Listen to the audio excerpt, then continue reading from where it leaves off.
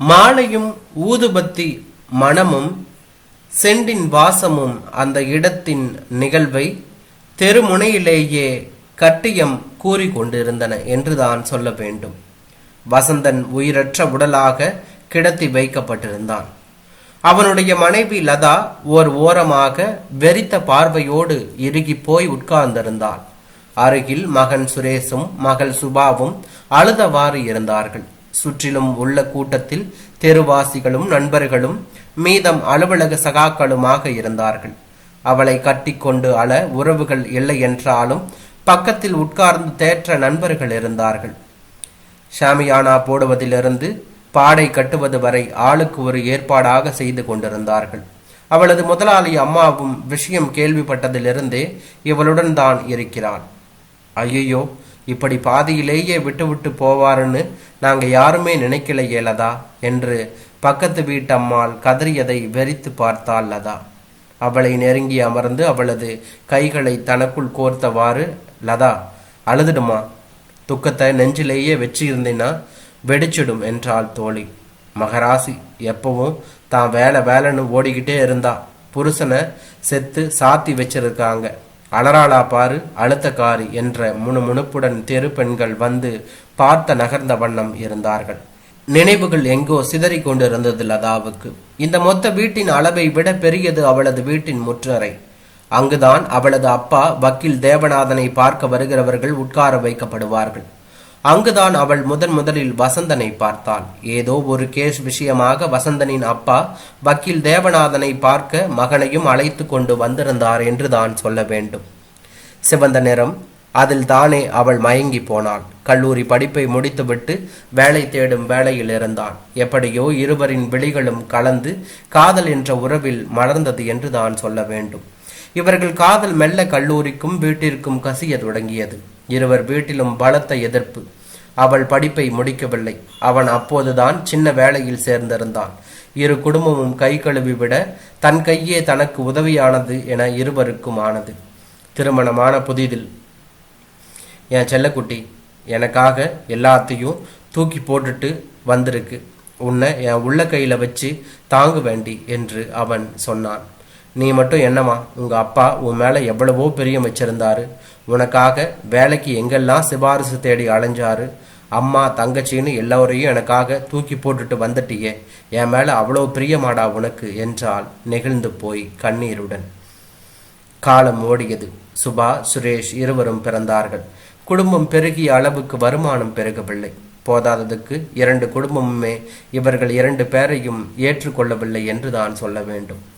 2 மாசமாக வீட்டு வாடகை கொடுக்கல. வீட்டுக்காரர் காலையில வந்து கொஞ்சம் அதட்டலாக பேசிட்டு போனாரு.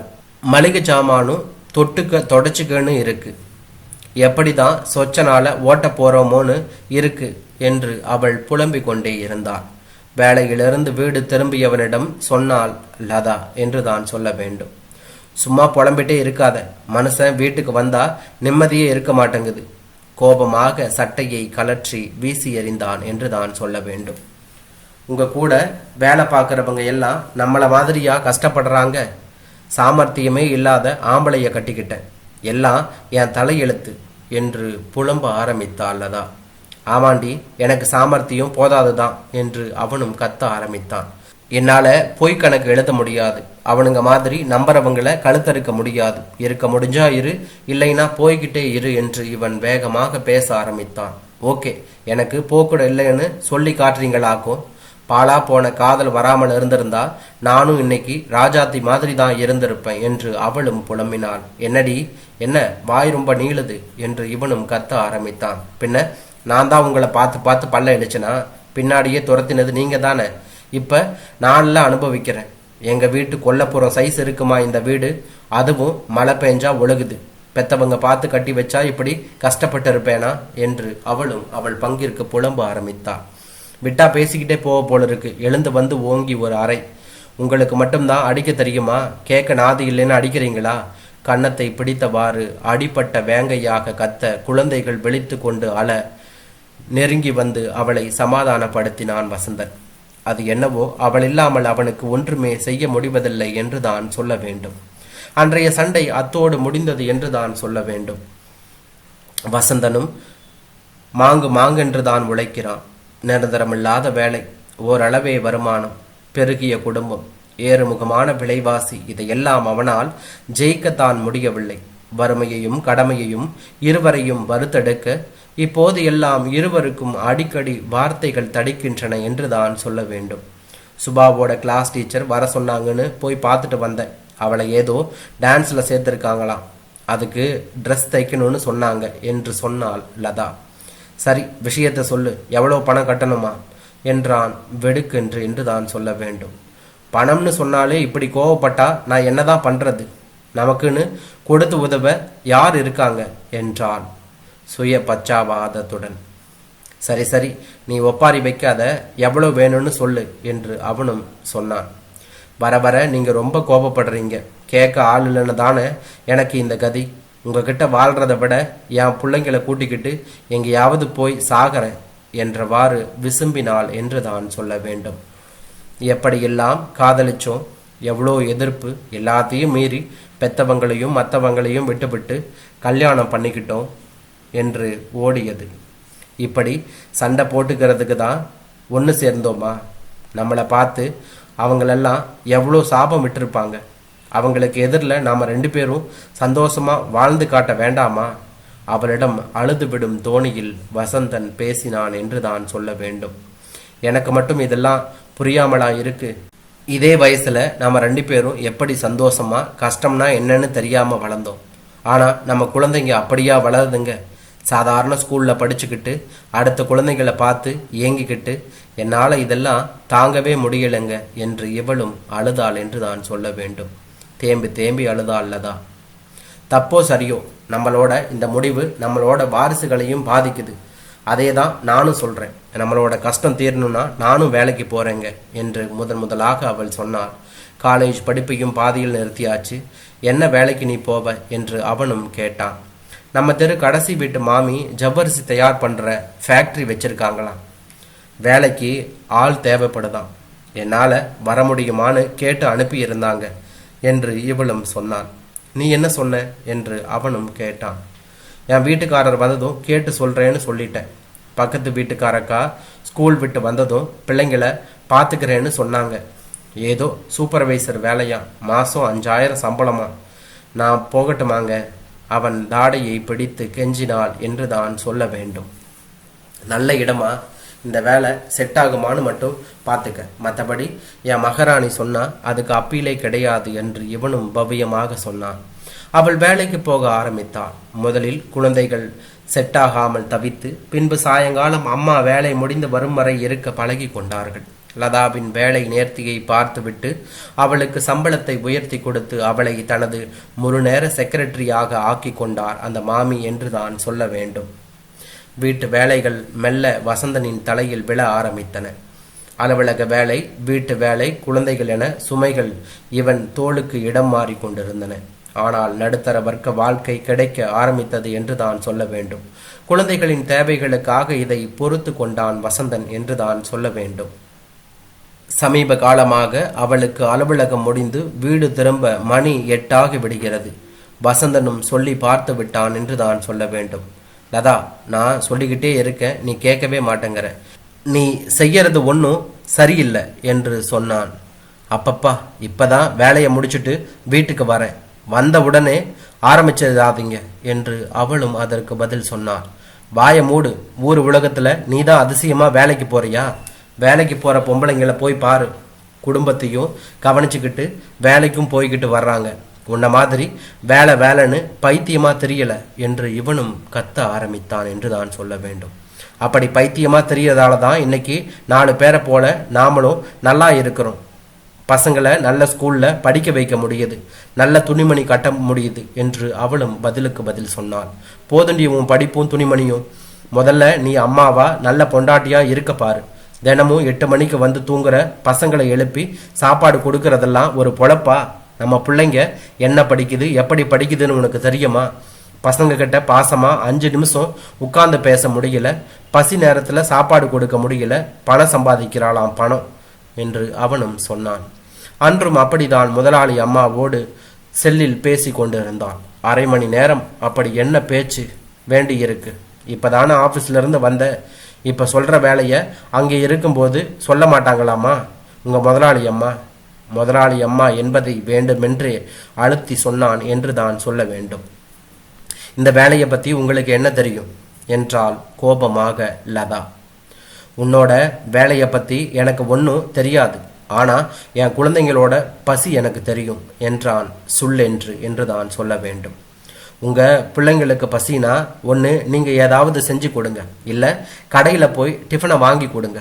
எல்லாத்துக்கும் என்னையே எதிர்பார்த்துக்கிட்டு இருந்தா என்ன அர்த்தம் என்று அவளும் எகத்தாளமாக பேசினாள் என்று தான் சொல்ல வேண்டும். பதிலே பேசவில்லை அவன். வேகமாக வெளியேறி சென்றவுடன் திரும்பும் போது கையில் டிஃபன் பார்சல் சத்தமே இல்லாமல் அனைவரும் சாப்பிட்டு முடித்தார்கள் என்று தான் சொல்ல வேண்டும். அன்றிலிருந்து இருவருக்கும் இடையில் பேச்சு குறைந்து விட்டது. அவளும் அதை பொருட்படுத்துவதாக தெரியவில்லை. பணம் தேடி அலையும் போதும், வசதிகளை பெருக்க ஆர்வம் கொள்ளும் போதும் உறவுகள் சுமையாகி விடுமோ என்று தோன்றியது. நாளைக்கு எங்கள் கம்பெனி விஷயமா சென்னைக்கு போகிறேன், திரும்பி வர 4 நாள் ஆகும், குழந்தைகளை பார்த்துக்கோ என்றான் எங்கேயோ பார்த்தவாறு. சென்னையிலிருந்து திரும்பி வந்ததிலிருந்து அவனது நடவடிக்கையில் வித்தியாசம் தெரிய ஆரம்பித்தது. குடும்ப வாழ்க்கையை நண்பனிடம் பகிர்ந்து கொள்ள அவன் மூலம் குடிப்பழக்கம் தொற்றிக் கொண்டது அவனுக்கு என்று தான் சொல்ல வேண்டும். ஏதோ ஒரு புது பழக்கம் வந்திருக்கிற மாதிரி இருக்கு, குடிக்கிறீங்க போல இருக்கு என்றாள் ஒரு நாள். ஆமாம் குடிக்கிறேன், அப்படிதான் குடிப்பேன் என்றான் பதிலுக்கு எகத்தாளமாக. அவள் அது குறித்து அதிகம் அலட்டி கொள்ளாதது அவனுக்கு ஒரு வித வெறுமையையே கொடுத்தது என்று தான் சொல்ல வேண்டும். உள்ளபடியே இவளை அதிகப்படியாக அறிவும் ஆக்கப்பூர்வமாக நிர்வாக திறமையும் கொண்டவள் தானோ, நான் தான் இவள் காதல் கல்யாணம் குழந்தைகள் என்று திசை மாற்றி விட்டேனோ என்பது முன்பை விட அதிகமாக குடிக்க ஆரம்பித்தான். குடித்துவிட்டு தள்ளாடியபடியே வீட்டுக்கு வருவதை வேண்டுமென்று பழக்கி கொண்டான் என்று தான் சொல்ல வேண்டும். இந்த பழக்கத்தை நிறுத்த மாட்டீங்களா? உங்களால் அக்கம் பக்கத்துல எல்லாம் ஒரே அசிங்கமா போவது என்றால் ஆக்ரோசமாக. பிரச்சனைகள் சூழும் போது காலச்சக்கரம் நின்று விடுமா? பிள்ளைகள் வளர்ந்து விட்டன. லதாவின் சம்பாத்தியத்தில் ஊரின் ஒதுக்குப்புறத்தில் சொந்தமாக ஒரு சிறிய வீடும் வாங்கப்பட்டது. வசந்தன் குடியும் குடித்தனமுமாக நாட்களை தள்ளி கொண்டிருக்க உள்ளே சென்ற குடி இப்போது தனது வேலையை காட்ட ஆரம்பித்தது என்று தான் சொல்ல வேண்டும். ஒரு நாள் வசந்தன் வயிற்றை பிடித்து கொண்டு துடிக்க உடனே மருத்துவமனைக்கு அழைத்து செல்லப்பட்டான். குடல் முழுவதும் புண்ணாகிவிட்டது என்பதை புரியாத மருத்துவ பெயரில் சொல்லி லதாவுக்கு புரிய வைக்க முயன்று கொண்டிருந்தார் டாக்டர் என்று தான் சொல்ல வேண்டும்.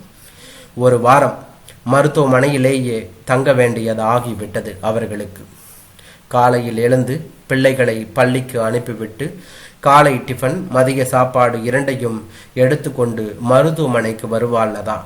டிஃபன் சாப்பிட்டதும் காலை 11 மணிக்கு அவனது உடல்நிலை குறித்து டாக்டர் ரெகுலர் விசிட் வரும்போது அவரிடம் அக்கறையாக விசாரித்துவிட்டு அலுவலகம் செல்வார். பின்பு இரவு உணவுடன் வந்து அவனுடன் சிறிது நேரம் இருந்துவிட்டு வீட்டுக்கு திரும்புவார். நீங்க இனிமேயும் குடிப்பழக்கத்தை விடலைன்னா அது சுத்தமா உங்க குடலுக்கு நல்லதில்லை மிஸ்டர் வசந்தன் என்றார் டாக்டர் எச்சரிக்கும் குரலில் டிஸ்சார்ஜ் செய்யும் போது. சரி டாக்டர் என்றான் தலையை தாழ்த்தியவாறு. நல்லா சொல்லுங்க டாக்டர், எப்ப பாரு குடிச்சுக்கிட்டு தள்ளாடிக்கிட்டே வர்றது நல்லாவா இருக்கு? வளர்ற பிள்ளைங்களை வச்சுக்கிட்டு பெத்தவங்க நாமளே இப்படி இருந்தோம்னா பிள்ளைங்க எப்படி இருக்கும்? உடம்பையும் கெடுத்துக்கிட்டு இந்த பழக்கம் என்னத்துக்கு என்றாள் லதா ஆற்றாமையாக. லதா, ஒரு வாரம் லீவு போடேன், பிள்ளைங்களை கூட்டிக்கிட்டு எங்கேயாவது வெளியில போயிட்டு வரலாம் என்றான் வசந்தன் மருத்துவமனையிலிருந்து வந்ததற்கு பின்பு. இந்த வாரம் எங்கள் கம்பெனியில் ISO சர்டிஃபிகேட் கொடுக்கறது சம்பந்தமாக ஆய்வுக்கு வர்றாங்க. நான் இல்லைன்னா எங்கள் மேடம்க்கு கையும் ஓடாது காலும் ஓடாது என்றாள் லதா வெறுமனே. லதா, இன்னைக்கு ஒரு நாள் லீவு போடேன், குழந்தைங்க ஸ்கூல் விட்டு வர்றதுக்குள்ள நாம் 2 பேரும் கோயிலுக்கு போயிட்டு வருவோம் என்றான் ஏக்கமாக ஒரு நாள். என்ன விளையாடுறீங்களா? எல்லாம் லீவ் நாளில் பார்த்துக்கலாம் என்று சொன்னாள் லதா. அலுவலகம், வீடு, குடும்பம் என இடையராது ஓடிக்கொண்டிருப்பவரிடம் தனியாக ஒரு சில நிமிடங்கள் கூட அவனால் பேச முடிவதில்லை என்றுதான் சொல்ல வேண்டும். ஒரு நாள் அலுவலகம் முடிந்து வீடு திரும்பிய வசந்தனின் நடையில் சிறிது தள்ளாட்டம் இருந்தது. என்னங்க குடிச்சிங்களா என்றாள் கோபமாக லதா. என்ன அதிசயமா இருக்கு மேடம், ஆபீஸ்ல இருந்து சீக்கிரம் வந்துட்டீங்க போல இருக்கு என்று சொன்னான் வசந்தன் நக்கலாக. பேச்ச மாத்தாதீங்க, நீங்க திருந்தவே மாட்டீங்களா என்று இவளும் கேட்டாள். ஏண்டி திருந்தணும்? அன்பா பக்கத்துல உட்கார்ந்து பேச பொண்டாட்டி இருக்காளா? அப்பா ஏன் லேட்டுன்னு காலை கட்டிக்கிறதுக்கு சின்ன குழந்தைங்க தான் இருக்கா, அதுங்களும் வளர்ந்துடுச்சு.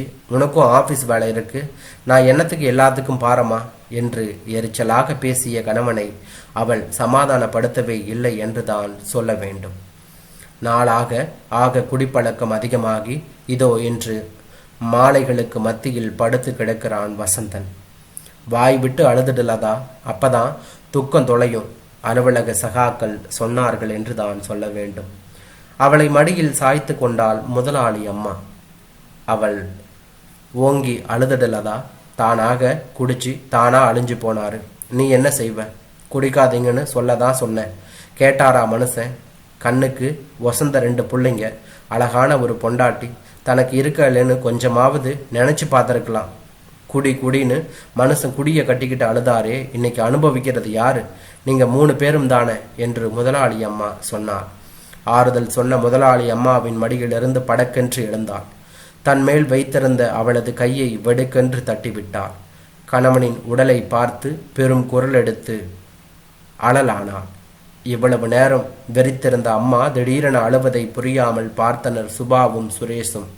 காசு வேலைன்னு உன்னை மறந்து போனேனே என்ற அவளது அழுகுரல் தூரத்தில் வந்து கொண்டிருந்த அவளது தாய் தந்தையர்க்கும் கேட்டது என்றார்.